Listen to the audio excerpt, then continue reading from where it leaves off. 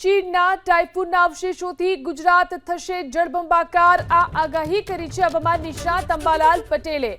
27મી થી 29મી જુલાઈ રાજ્યના કેટલાક વિસ્તારોમાં અતિ ભારે વરસાદ અને 50 કિલોમીટર પ્રતિ કલાકની ઝડપે પવન ફૂંકાશે। આ સાથે જ અંબાલાલ પટેલનું અનુમાન છે કે કેટલાક ભાગોમાં વરસાદ 8 થી 10 ઇંચ સુધી ખાબકી શકે છે।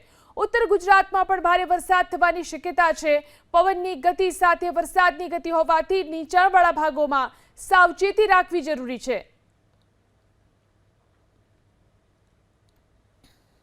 बंगाळ उपसागर में चीनना टाइफूननी जे अवशेषो हता तेना लीधे एक सिस्टम मजबूत थशे अने आ सिस्टम लगभग 22-23-24 में एक डिप्रेशन अथवा तो डीप डिप्रेशन में फेरवाईने ते सिस्टम ओडिशाना मार्गे थई अथवा तो ऊपर उपला लेवल में थई अने नीचे महाराष्ट्र वर्ती थई अने लगभग त्यांथी उत्तरवर्ती थई पूर्व मध्य प्रदेश ऊपर आवी अने पूर्व गुजरात तरफ आवशे।